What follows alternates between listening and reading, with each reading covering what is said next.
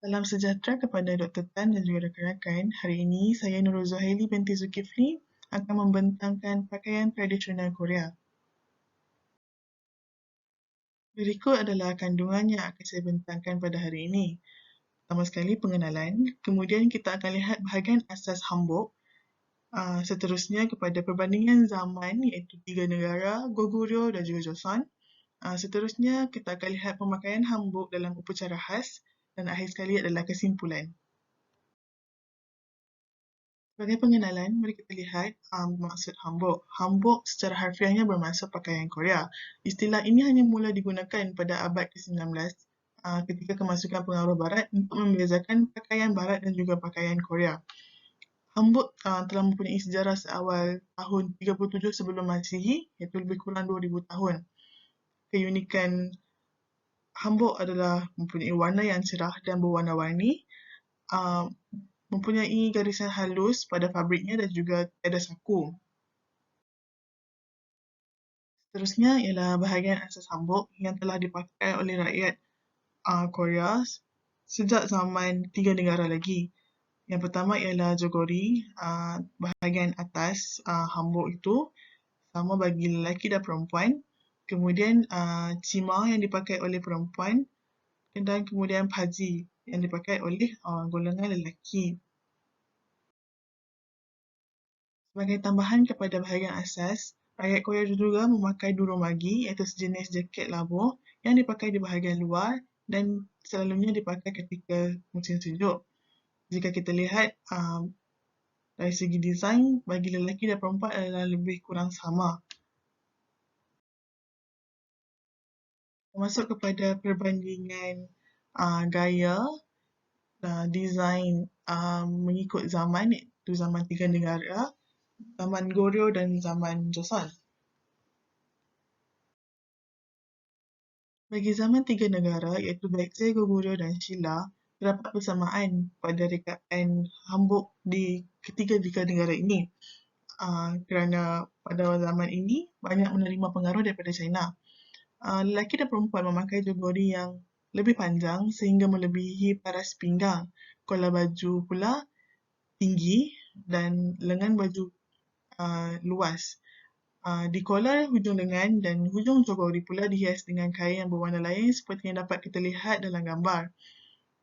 Hanbok dikenakan tali pinggang dan potongan hanbok yang lebih besar menunjukkan kekayaan seseorang itu.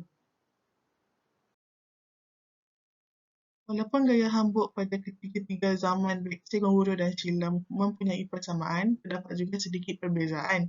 Seperti pada zaman Baekje, dapat kita lihat pada gambar, jogori yang dipakai adalah lebih panjang dan juga potongannya lebih lebar. Kemudian paji yang dipakai oleh golongan lelaki pula lebih luas. Pada zaman Goguryeo pula, didapati terdapat banyak perbezaan antara baju lelaki dan juga baju perempuan pada zaman itu berdasarkan penemuan lukisan mural zaman Goguryeo yang telah ditemui. Jika kita lihat potongan jogori lebih pendek berbanding dengan zaman Baekje dan gaya paji juga lebih sempit.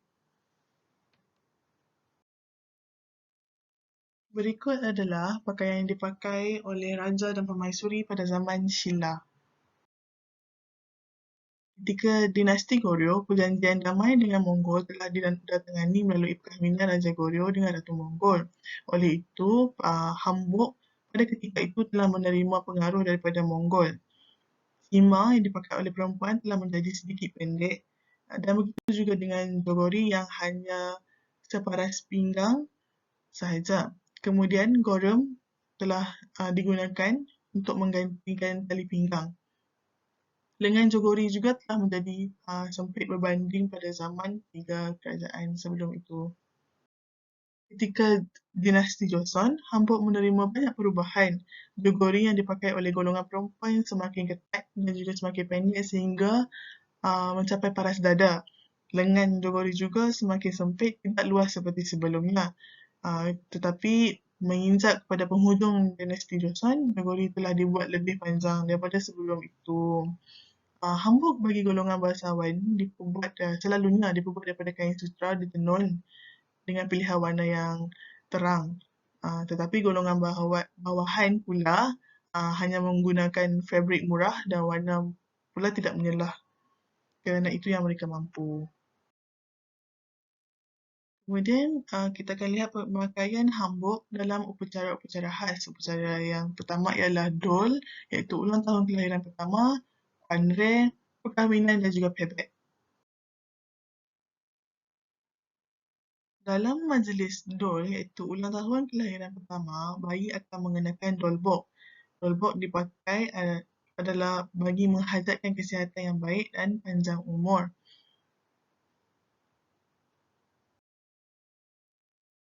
Kemudian dalam sambutan Kuanre pula, anak-anak muda yang telah mencapai umur matang akan mengenakan hanbok yang khas untuk menandakan mereka telah masuk umur yang matang.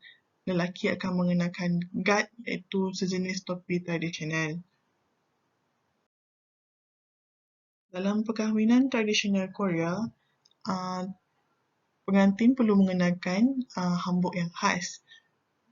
Bersama hanbok itu adalah aksesori yang perlu dikenakan, iaitu seperti samo, topi yang dipakai oleh pengantin lelaki, daliong iaitu jubah dan juga mengenakan day iaitu tali pinggang yang khas. Kemudian bagi pengantin perempuan pula mengenakan nokwansam, jubah yang dipakai itu, dan kemudian mengenakan jokturi di atas kepala.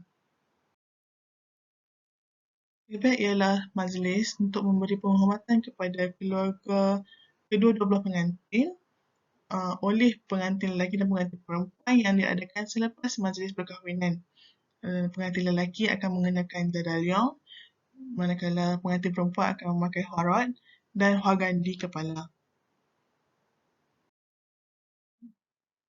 Kesimpulannya, hanbok merupakan kostum bangsa Korea yang unik dan sangat cantik, merangkumi identiti, budaya dan etika yang dibawa oleh nenek moyang mereka yang ditunjukkan melalui pemakaian hanbok. Oleh itu, hanbok haruslah dipelihara sampai bila-bila.